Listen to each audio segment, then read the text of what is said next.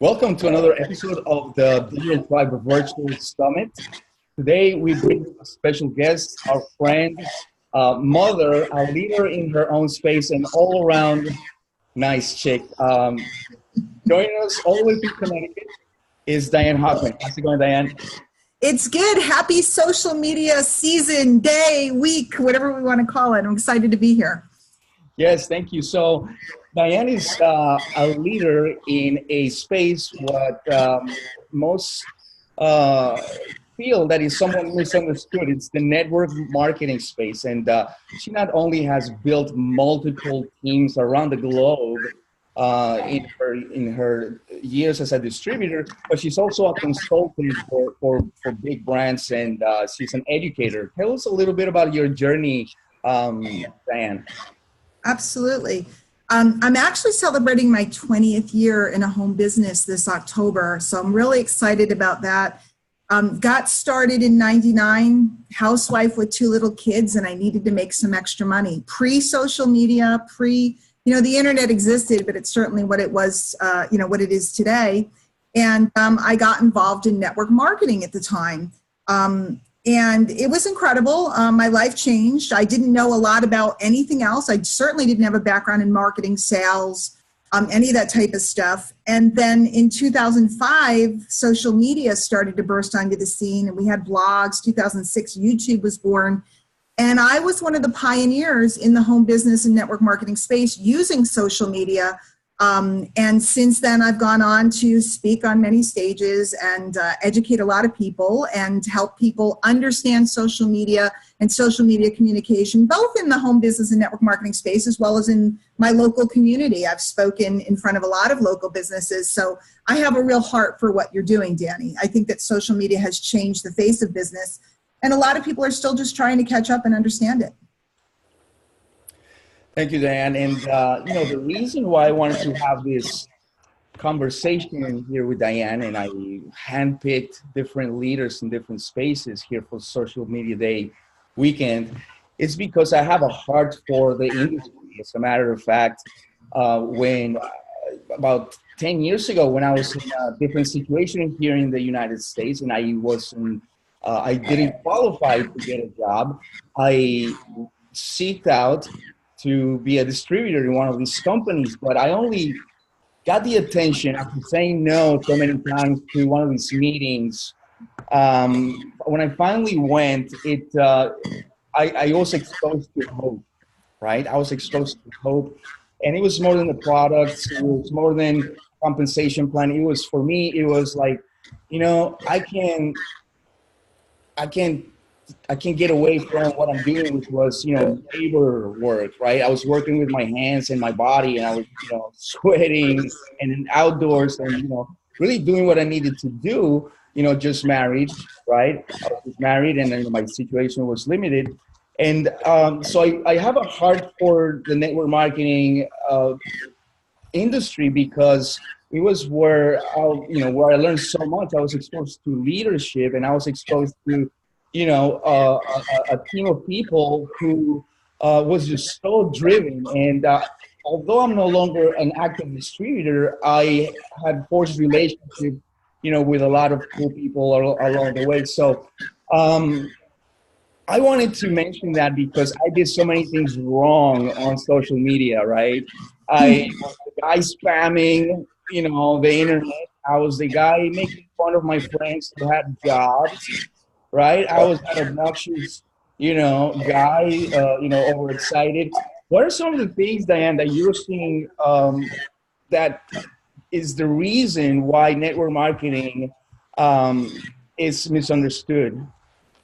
Well, before I dive into a couple of those reasons, I really want to point out, too, that some of the biggest names in social media came through network marketing. It is a gateway to entrepreneurialism for a lot of people. And it was for me, certainly. So it's easy to knock it or to judge it. I know people that make millions and millions and millions of dollars in the industry. I know people that have gone on to be social media icons who started in the industry.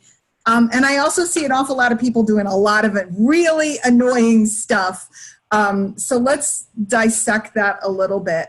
I think one of the challenges with, there are parallels between people that are in social media agencies as well as people who are in network marketing is a lot of folks come to both of these sides of the fence with no marketing background or sales background.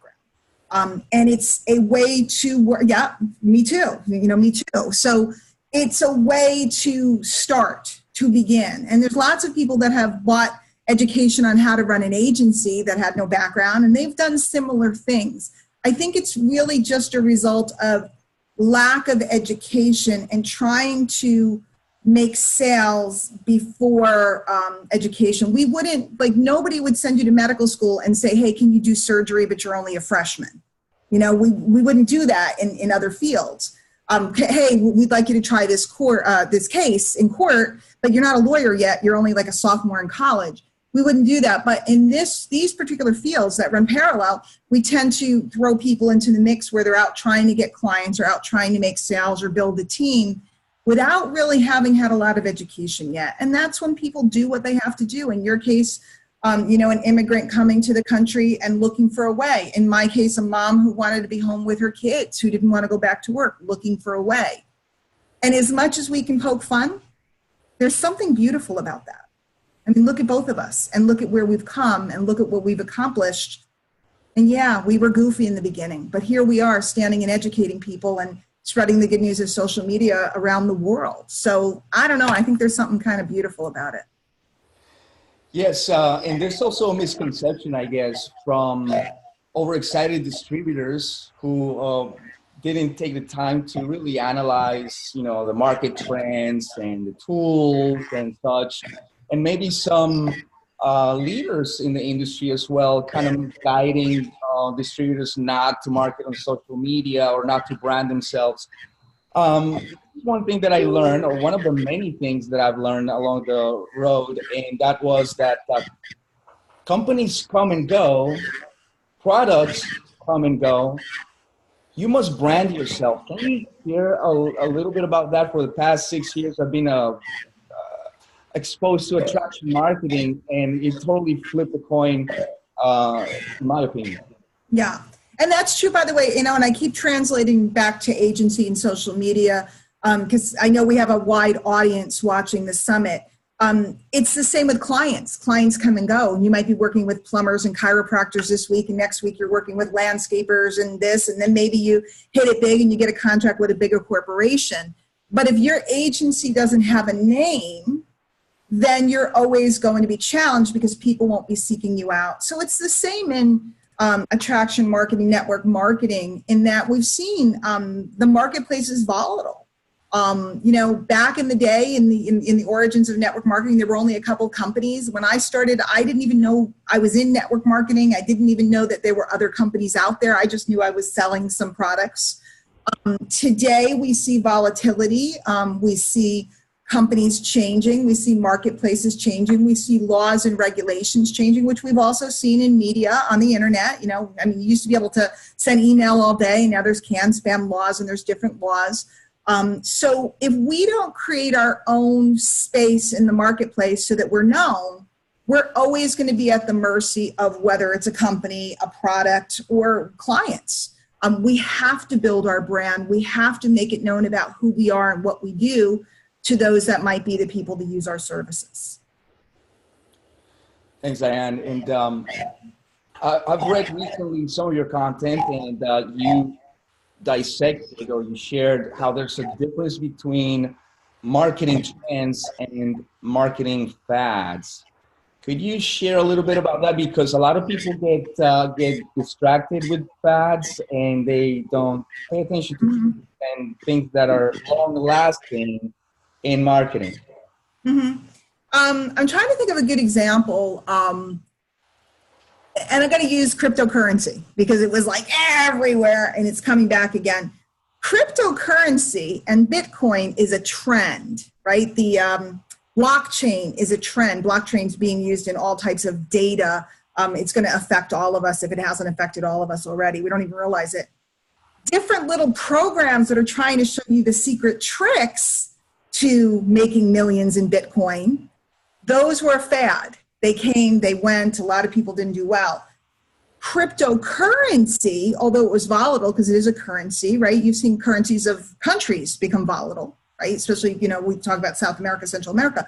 There's different currencies that can become volatile, national currencies. So cryptocurrencies can be volatile, but in the end, currencies will never go away. So what does that mean? Out in the marketplace, or even in social media with tools, we've had different bots, like ManyChat, for example. We saw each other at the ManyChat conference. Bots for Messenger are not going away. They are a trend. Now, we've seen a lot of different companies come out and try to compete with the market leader right now, and they've come and gone. So fads are when something's the hot new thing and everybody's jumping on a bandwagon. Trends are something that's going to continue to grow. That's not likely to change within, it's going to last at least a decade, sometimes longer. So social media was one of those examples. In network marketing, a lot of the leaders said, it's a fad, it will never last, don't do it. Clearly it's a trend. Now all the network marketing big seminars are having whole days dedicated to social media. Social media was a trend. It continues to be a trend. It's not going away. And we were smart enough to position ourselves right when the trend was going wild. So that's the difference. I don't know if that's clear, but I wanted to give a couple different examples so people could get, a fad lasts for a little while. Can you make a buck on a fad? Sure you can. You can go sell pet rocks. You can sell T-shirts that say "Make America Great" or Obama T-shirts or whatever. I'm trying to not be political. I'm just saying you can sell whatever. There's another election coming up. There'll be T-shirts sold. That's a fad. Something's now. A trend ain't going to go nowhere. Got it. And, that segues perfectly into my next question, because although most forward-thinking network marketing leadership are teaching now the power of the social reach, etc., there are still some other companies who are frowning upon the distributor using social media trends to have conversations, promote product or compensation plans. What would you have to say to those distributors who are held back from marketing online the proper way? Well, first of all, we have to define, because a lot of people are looking for the right way or the proper way. And really, there's a lot of different ways. When we select what company we want to represent, we have to determine, does the marketing methods that the company espouse fit my lifestyle and the goals that I have?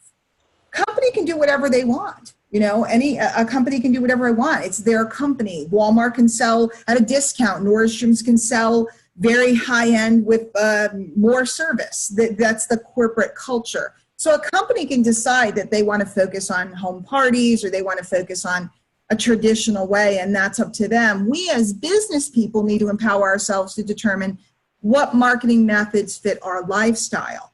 For me, when I started, my company was very meeting-based, and my meetings were 3 hours away each way. So I had 2 small children. That wasn't going to be a fit for my lifestyle, my life, my family. So I had to come up with another way. Additionally, then I was encouraged to have people in and out of my home in the meetings, in the evenings, and have home meetings. Well, I had small children and it was bedtime. So for me to have people coming out of my house while I was trying to create structure for my children wasn't going to be a fit for me. Was the company wrong? Not necessarily. Was my upline wrong? Not necessarily. That's just the way that they built. It wasn't a fit for me.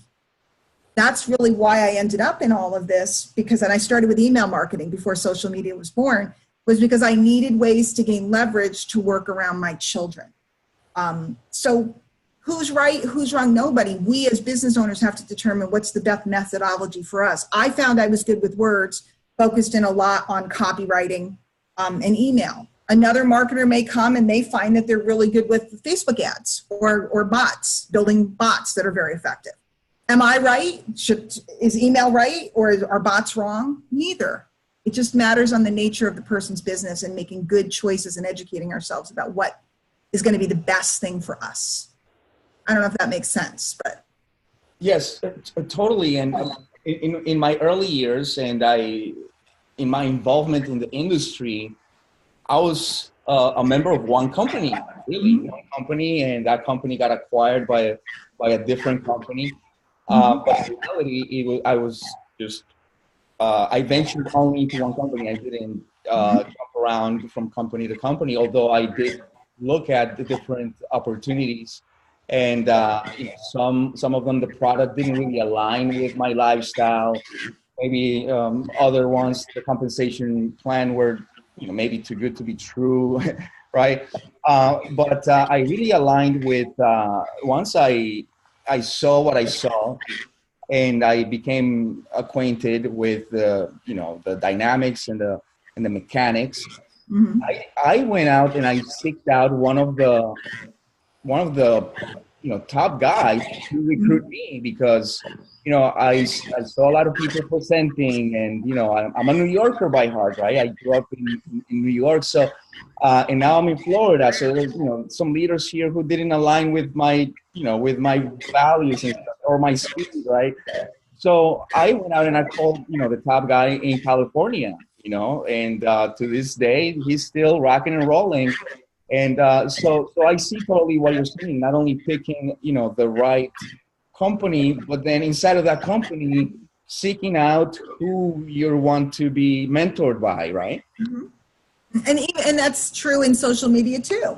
One person wants to go out and knock on doors and get clients. Another person wants to stay in their home and advertise and get clients. One person wants to be mentored by somebody who's nearby. You can sit down and have coffee with. Another person doesn't mind Zooming like we're doing now.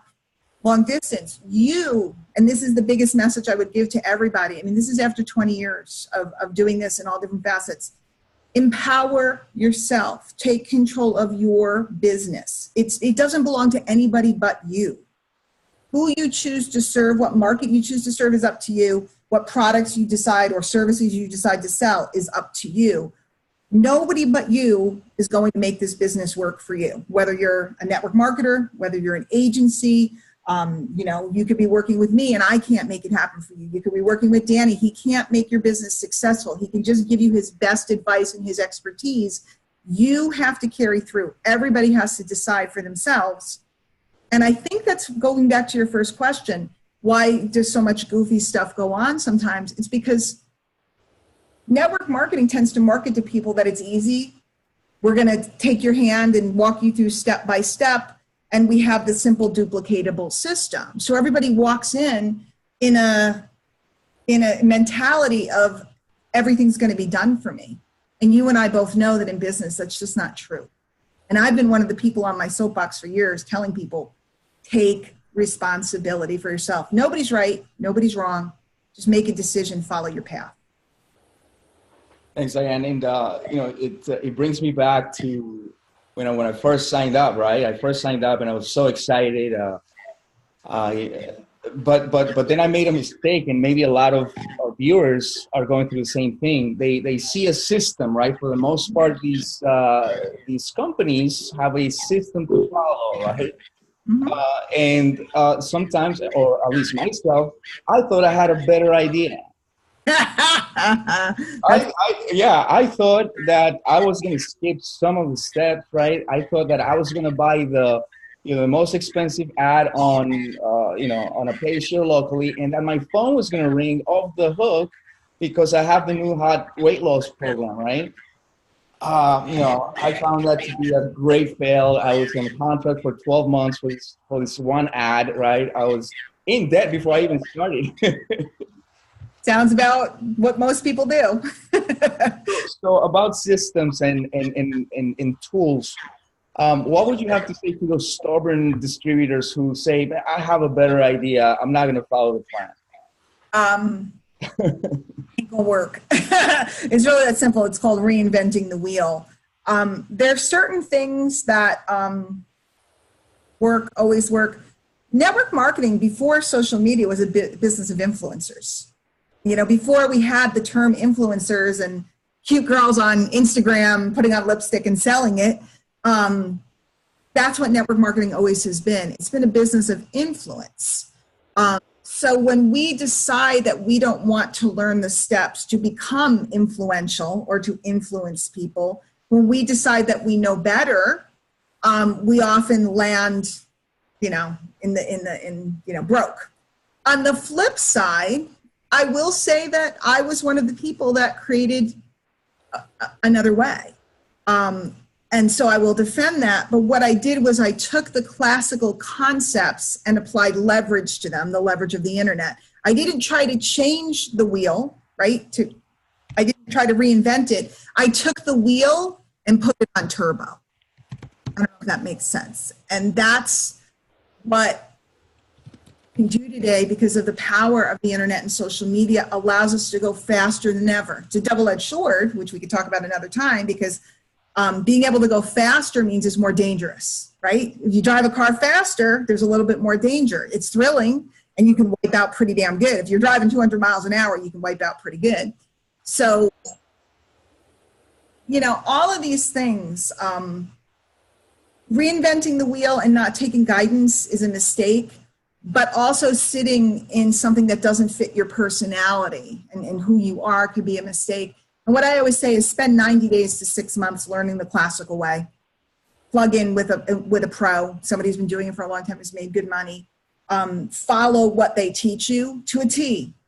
And then once you get your income up, I always say if you can get your income to 10 grand, that's time to, 10 grand a month, you're making 6 figures, freestyle a little bit, see what happens. You may fall, then go back to classic. But until then, I wouldn't do it. Just follow the system. Yep. Don't be like me. You know what? But you're an entrepreneur, and that's why it happened. And look at where you landed. So it's not surprising that you ended up being in a field that you're in, because that structure was actually more employee-like. See, network marketing for a lot of people is employee-like. You own your own business, but it is employee-like because there's that structure. You're more a freestyler. That's why you end up on this side of the fence. That's cool. Yes, totally. My network marketing company, the early years in the meetings, they used to say, well, if it doesn't have our logo, don't read it, don't learn it, don't apply it if it doesn't have our logo. So, their tools were also a secondary source of income, and not a lot of people understood that. They were a bit misled, by other groups. So when I got a phone call from my cousin in Colombia to take a look at my Lead System Pro, I'm like, I'm not going to look at that. Of course not. But my curious, mind secretly looked at it. Mm-hmm. And one thing led to another. I actually met who Diane Hochman is through social media, through a video that somebody published on YouTube at an event that I was invited to, but I didn't go, in San Diego, which was my cousin. That's how I became acquainted to a different way, a way that's been proven and a way that works. So yes, that is essentially what brings us here today. Thanks for sharing that. Diane, I have a few questions here from our online audience, and actually I did have this on my list of questions. Talking about tools and systems, what is in your toolbox? Must-have tools, resources, devices, apps that you can't live without, that are vital to running your business, your brand, and to help you stay organized. Good. Oh, that's a big question. That's big. I got to tell you guys, I'm a pretty keep it simple girl. I'm a communications girl. So obviously the first thing would be your phone, which I know sounds goofy, but I run into a lot of people that are trying to run businesses with outdated, crummy phones. Okay. Your phone is critical. If you don't have a decent phone, you need good photography. You need a good camera. You certainly need access to your different media. I'm checking, I can be anywhere. Like I'll be out of the country soon and I'll be able to check, because I have data. I have a phone plan that gives me data in every country. Well, not every, but in all of Latin America, I have data. So I can be checking my Facebook, my Instagram, my Twitter, and so on and so forth. So you really need a good phone. Don't discount that. I watch people. It's remarkable how many people are trying to be network marketing or social media professionals without a decent phone. I am a big email marketing person. I know you can go out there and people will say email is dead, email is dead. Email ain't dead. Go talk to anybody that has a big business. They're making the bulk of their income from email. So a good autoresponder, a lot of people try to, go cheap or free. I don't recommend that. And I also recommend that you use an autoresponder that has good support, that you can ask questions and get help. So I use one that I've used for years. And the reason why is it may not be the most fancy one. There's other ones out there, but their support speaks non-tech. I'm not terribly technical. You'd think I would be because I'm an internet marketer, but I'm not.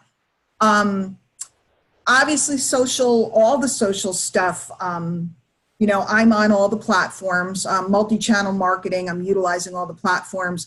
I don't use a lot of auto-posting software or anything like that. Surprisingly, I don't use bots, although they're hugely popular and effective. My particular brand is a very hands-on brand. I have attended the events, as you know. I saw you at, I go to a lot of internet marketing events. And I'm always looking for that one good idea. I think video is everything now. So if you're not utilizing video, and I really do predict, for the next decade, we're going to see video go two ways. Super high end, get good lighting, get good mics, learn to edit, or hire people, or super raw. And that's what those Instagram stories are, the Facebook stories. As we watch the feed and Facebook start to disappear, and it's happening, stories will become more prevalent. So if you're not comfortable using your camera, you better get comfortable. And I'm not just talking to agencies who are marketing their services, but to businesses that might be watching this, that are looking to engage people for your social media. When they tell you video is important, they're not kidding. And then I have the usual assortment of software. You can box videos, or you can do this or that. I have all that type of stuff. The other thing I think is really important, which a lot of people do not utilize, is a CRM, a customer relationship manager. If you're in network marketing, you need to make sure you're following up on your people and keeping track of your people. For those of you that are running agencies, you certainly need to be keeping track and following up with your prospects and clients. And for anybody that sells pretty much anything, using some type of mechanism to send out offers, to track purchases, etc., gives you data. We're in a data-driven society. And while I may not be particularly sophisticated and technical, I'm constantly looking at my data. Who hasn't purchased lately? Who hasn't, been in touch? Who's opening their emails? Who's not opening their emails? Who's commenting? Who's not commenting? So that type of stuff. So I'm not fancy, pretty basic, but it's effective stuff. Interesting that you mentioned two things that leads me to my next question. So you mentioned that you're traveling to Latin America, and you mentioned, data. And in my experience, it seems that running ads in the Spanish language, there's a lower competition there. There's higher ROI. These ads are being delivered, at lower cost. In your opinion, in your experience, what do you see in the Hispanic buying power and how it's growing here in the States? And as a networker, the opportunity of building teams in these markets? I think the opportunity is so tremendous because, especially in network marketing, most of the Latino teams here in the States and then also in Latin America have moved in traditional ways. So while I don't want to say, I'm going to use these words, but take them with due respect, they're delayed in their use of social media. Now, extremely effective. They become, in fact, look at the Mexico market's become the biggest market in so many of the network marketing companies. But I think that this decade is the decade where social media is going to take on huge power in the Latino markets. And I think there's also a really unique opportunity. We've talked about this before. In the States, there's huge numbers of people that are bilingual, but Spanish is their native language. Now, I'm bilingual, but English is my native language. I'm always going to gravitate towards reading and listening in English because it's easier for me. So there's lots of people that are using social media in English, but when the messages echo their culture, they're going to be more attracted to those particular ads or that particular media. So I think the opportunity is tremendous. I think that even, for a while it was a matter of financial disparity, that people didn't have access to the internet in the same ways that, people might have in the States and in different populations. But I think now, and we're seeing this, by the way, in countries around the world, not just Spanish-speaking countries, phones have taken on the role of the main communications tool, not laptops. In fact, and that's true of millennials too. Most of them don't even use a laptop to run their business. They're running these multi-million-dollar businesses from phones. So we really need to think about how we're presenting and talking to Latinos, and also to younger generations, because it's the opportunity is absolutely endless. So I don't think it's just advertising in Spanish. I think it's advertising culturally to a market. Does that make sense? Because you're more in the field in the Latin market than me, but I think that's true of everybody. Taste of home. People want to feel comfortable.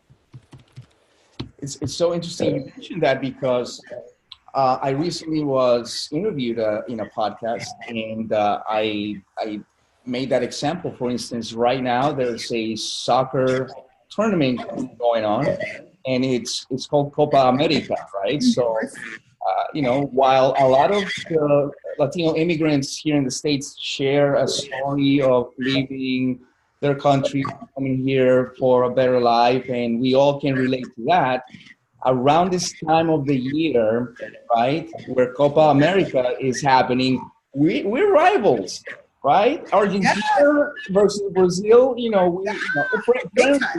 friendly rivalries, right? But no, it's not. Come on, be true.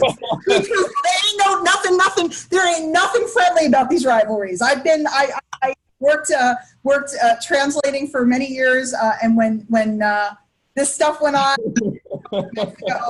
they would not talk to you, my friend. So yeah.